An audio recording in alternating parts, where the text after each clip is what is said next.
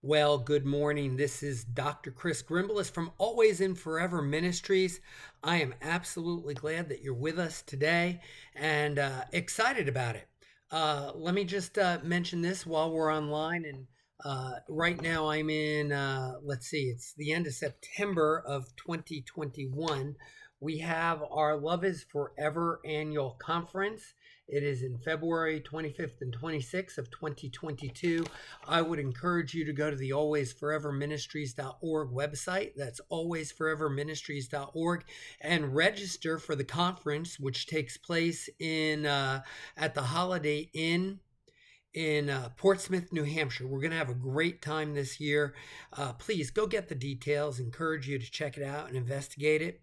In the meantime, let me give you my thoughts for the day.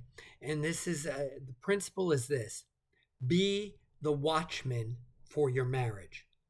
Be the watchman for your marriage. Well, what do I mean by that? Well, you understand we live in a crazy and backwards world. When God started with creation, God created Adam and Eve, right? Okay, then God, in so doing, God brought Eve to Adam, and God performed the very first wedding ceremony. And in so doing, he created the first institution of humanity, which was marriage, and the first organization of humanity, which was the family. Okay. It was one man and one woman, and they were set to be together for the rest of their lives. Now, at that point, that was a hugely long time. Okay. At that point, it ended up being over 900 years that Adam and Eve were married, and they were together that time. Well, in our crazy and backward worlds, marriages are almost as disposable as milk cartons. What do I mean by that? Over time, people feel they become empty and there's no effort there made to refill them. So once empty, the unhappy couple now throws that marriage under the bus. Okay, like throwing out the milk carton once it's empty. Well, that's never the way God intended it. Unfortunately, our society has made that way, way too easy, even though God says that's not the way it's supposed to be. So if you're going to have an always and forever marriage, if you're going to make the most of your marriage, if you're going to have the marriage that God desires you to have, then it behooves you to be the watchman for your marriage. To become the watchman in your marriage, you need to be that watchman for your marriage. Well, where does the Bible say that? Well, in Ezekiel chapter 3 and verse 17, the Bible says, Son of man, I have made thee a watchman unto the house of Israel. Therefore, hear the word at my mouth and give them warning from me. Okay. Well, if that's true, we need to listen to God. We need to hear the warnings that God gives to our marriages. Okay. What warnings? What should we be on the lookout for? What's the warning that we should have? Well, there are two types of warnings that we should realize, recognize, look for in terms of protecting our marriages. There are internal warnings and there are external warnings. Okay. And both of those are necessary when it comes to protecting our marriages. What do I mean by internal and external warnings? If we're going to declare these warnings, we need to know basically what they are. So let's cover, first of all, let's look at the internal warnings. Ephesians chapter 4 and verse 32 says, Be kind, tenderhearted, forgiving one another, even as God for Christ's sake hath forgiven you. Let me ask you this. How kind, how tenderhearted, how forgiving are you in your marriage? If you're missing some of the elements of Ephesians chapter 4 and verse 32, hey, red lights, bells, whistles, that's a warning sign. You need to be kind, tenderhearted, forgiving one another in your marriage. What about 1 Corinthians 7? There should be some physical closeness in your marriage. For years ago, when we were first getting started, there was an elderly couple that used to come. And I mean, they were both in their upper 80s. And when they came, it was fun to watch them. Neither one of them was neither one of them was unstable on their feet, but neither one of them was fully stable on their feet. So they would come in and they would literally lean on one another and walk down the row, walk down the aisle, and find themselves seats in the auditorium.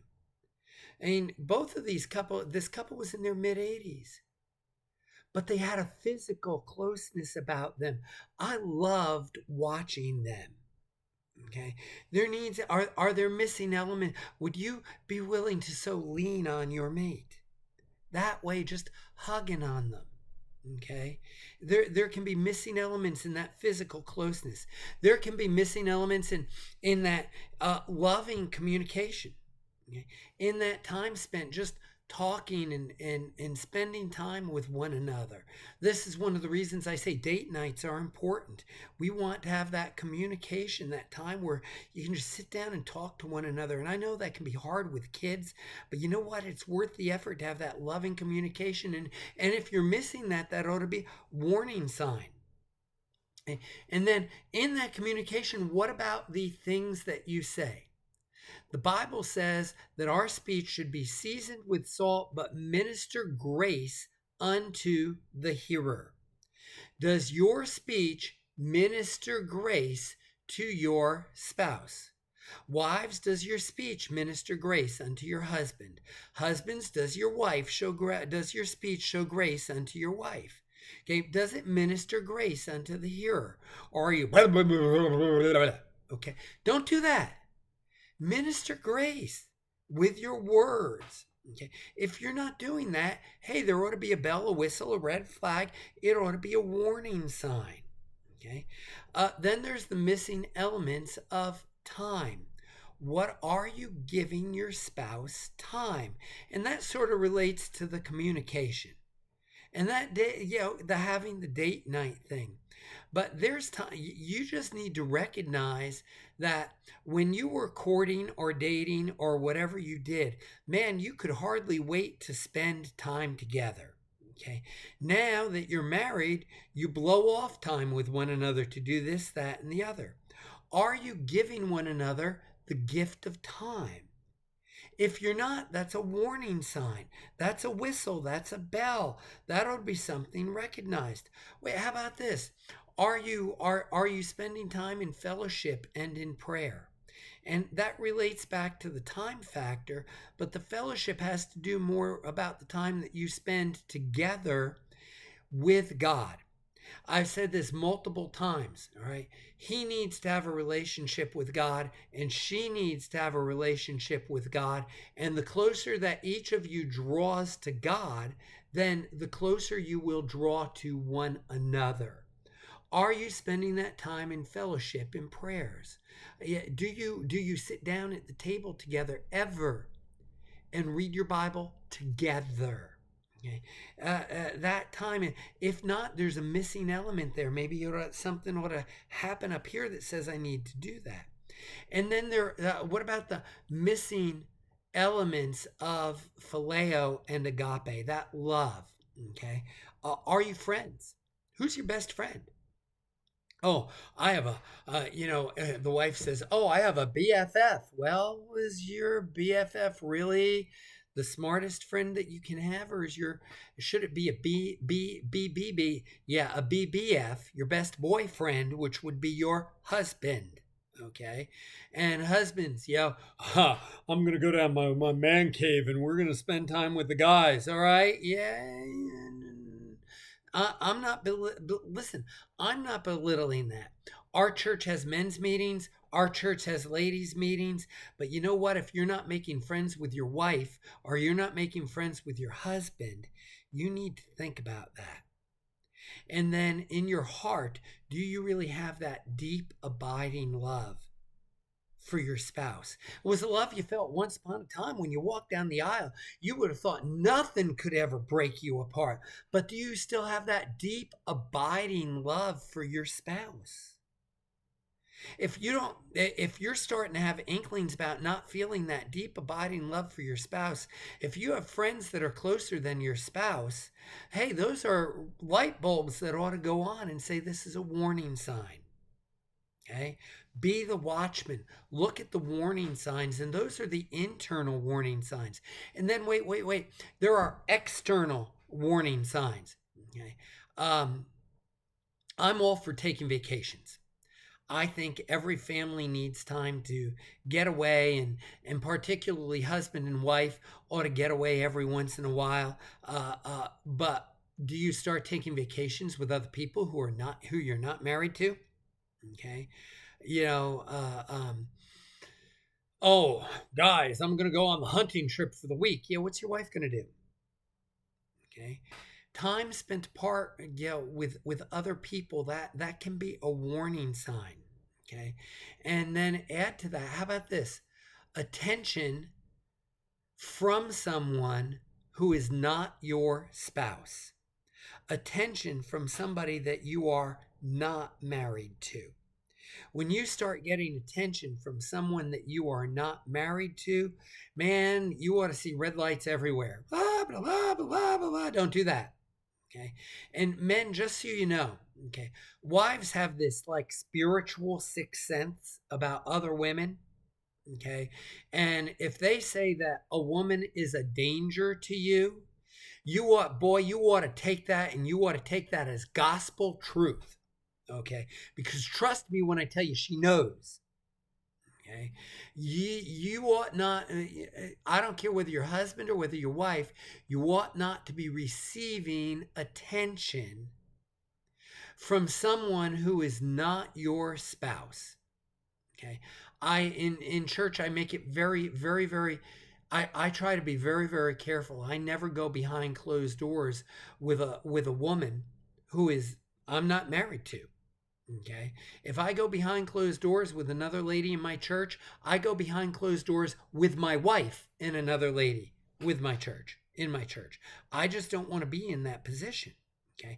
We ought not to be getting attention from someone who is not your spouse. Now, that same thing works true on the other flip side of the equation. We ought not to be paying attention to someone to whom you are not married. We ought not to be showering attention on somebody to whom we are not married. Listen, I'm an attention giver. I like to recognize people in our church who are doing something for God. We had a guy who, up until the time he got sick and then he passed away, he'd go every Saturday night to Dunkin' Donuts, and he would get us donuts for Sunday morning at the church. He considered that his ministry. And man, I'd stand behind the pulpit and I'd say, boy, I love Bob. He's the donut man. It's great. Da da da da da da. And I would say that, boy, I'm so thankful for Miss Nancy. She does all the cooking and this and that and the other thing. And I'm so thankful for Miss Caroline, and she does the piano playing. And I'm so thankful for Brother Paul and all the things he does.